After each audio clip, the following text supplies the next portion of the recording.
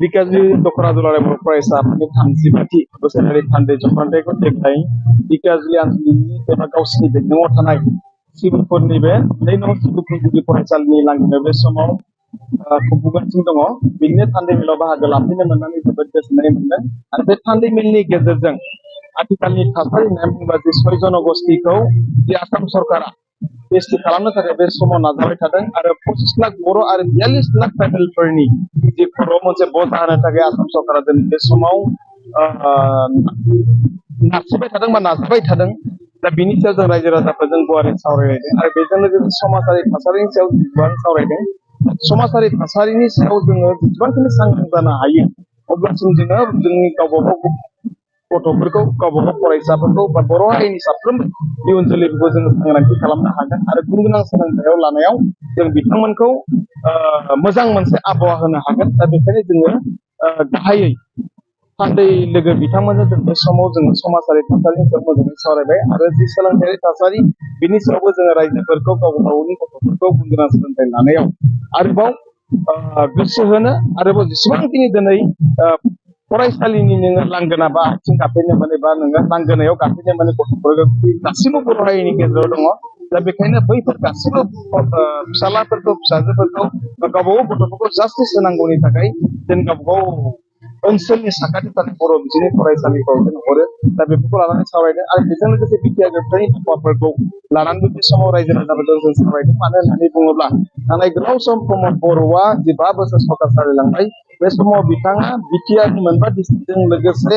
जोंनि सनितपुर आरो बिश्वनाथ जिल्लानि बिथाङा गारजेन हिसाबै खामानि मावबाय थानाय जादोंमोन। दा बेखायनो नैबे समाव जिहेतु हाग्रामा महिलारि थांनाय माखासे समाव बा पलिटिकेलि माखासे बिथांमोननि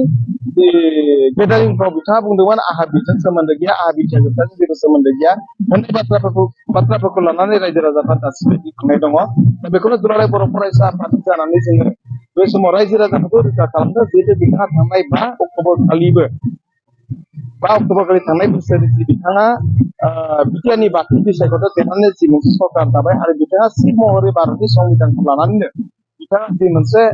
समायखिरा लादों बे संबिधानखौ बिथा खालामनानै बिथाङा हाबा मावलांगोन होननानै। दा बेखायनो 2020 मायथाइनि 2 जानुवारियाव जि बिटिआर गोरोबथा जालांदोंमोन बिथाङा साखि महरै सिगनेसार होदोंमोन, सागान होदोंमोन। दा बेखायनो बिथाङा बै समाव बुंदोंमोनब्लाबो नाथाय बिटिआर गोरोबथानि दफा मावफुंनिफ्राय बिथाङा गोजान जानो हाया। बेखौनो जोङो रायजो राजाफोरनो फोरमायनाय जादों आरो हा हुनि जेंनाया सनितपुर जिल्लानि थाखाय बेसेबांबा गिदिर जेंनामोन। दायो बे हा हुनि जेंनाखौ लानानै दुलाराय बर' फरायसा आफादा जिहेतु थानाय गोलाव समनि खामानि मावबाय थानाय जादों आरो बेखौनो बे माखासे ओनसोलनि जेंनाफोरखौ लानानै दिनै दिल्लीगेटआबो मोनसे थांखि गोख्रों थांखि आजावगोन जे फैबाय थानाय दुलाराय बर' फरायसा आफादनि 52 बोसोरसालिया जथुम्मायाव जों जिल्ला आफादा बे थांखिखौ लानानै थाङो। बे सनितपुर जिल्लानि जि बेन्दोंआव थानाय जेसेबांखिनि दखरा आफादनि सिङाव थानाय रायजो राजाफोरनि हानि जेंना दङ बेयाव बै हानि जेंनाखौ थाबैनो मावफुंनांगौनि थाखाय दिनै दखरा आरो सनितपुर जिल्ला दुलाराय बर' फरायसा आफादा फैगौ फेब्रुवारि दाननि 5, 6 आरो 7 अक्ट'आव जानो गोनां दुलाराय बर' फरायसा आफादनि 52 बोसोरारि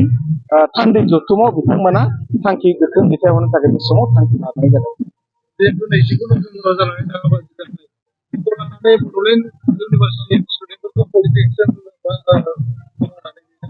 हाग्रामा महिलारि आरो बिपिएफ हान्जानि माखासे दैदेनगिरिफ्रा थांनाय बोसोरनि 29 नभेम्बराव जि बिटिसि सेक्रेटारियेटखौ लानानै जि फरायसाफोरनि गाग्लोबनाय बेखौ लानानै बायदिसिना बिथांमोना गाबफुनो नागिरदों। नाथाय मोनसे खोथाया जोबोर रोखा, हाग्रामा महिलारिया 2016 मायथाइनि 8 जुलाइआव राजबंसि आरो आदिबासिफोरनो एसटि होनांगौ होननानै एनअसि हरामोनब्ला 29 नभेम्बरनि जि फरायसाफोरनि ट्राइबेल फरायसाफोरनि जि माखासे जाथाय जालांबाय बे जाथाया मालाबाबो महर मोननाय नङामोन। दा बेखायनो हाग्रामा महिलारि मानगोनां बिथाङा दासिमबो बुङो गोनां जायोब्ला 6 जनगोष्ठीनो एसटि होनांगौनि थाखाय एनअसि हरबावगोन होननाय बाथ्राया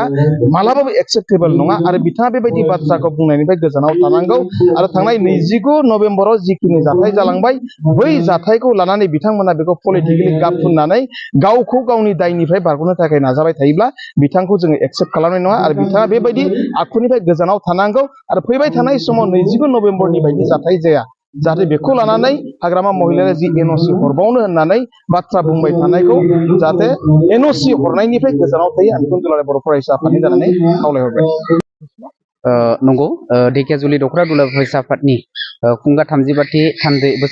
बोसोरारि थान्दै जखन्थाया दिनै दख'रानि सिङाव थानाय शिबपुर गामिनि गुदि फरायसालिनि बे गेलेग्रा फोथारनि लांगोनायाव सानसेनि हाबाफारिनि गेजेरजों जादों। बेवहाय जोङो ढेकियाजुलि दख'रा दुला फरायसा आफादा फैयै फैयै दिनै 35 बोसोर जाफैबाय। बे 35 बोसोराव गोबां खैदां खैफोद गोखा गोखै समफोरखौ बारबोदों। बे हिसाबैनो देग्लाय जोङो 35थि थान्दै जखन्थाइनि गेजेरजों दायो सोलिबाय थानाय बर्तमान प्रेजेन्ट आरो पास्ट आरो फिउचार माखासे जालांनाय माखासे जाबाय थानाय आरो माखासे जानो गोनां जोंनि दख'रानि सिङाव बेन्दोङाव माखासे सोलिबाय थानाय जेंनाफोर माखासे जाबाय थानाय जेंनाफोरनि सायाव सावरायलायनायनि गेजेरजों जों बै जेंनाफोरनि माने समाधानखौ बोरै दिहुननो हायो, बोरै जों सुस्रांनो हायो जेंनाफोरखौ, बेफोरनि सायाव जोङो गासै दख'रानि सिङाव थानाय मोनदाइन गामिनि थान्दै बिथांमोनजों जोङो सावरायलायनायनि गेजेरजों जोङो जेंनाफोरखौ सुस्रांनायनि थाखाय जोङो सावरायलायदों आरो रेजुलेसन जों लागोन दायो। थ' बेखौनो नोंथांमोननो जों फोरमायनाय जादों।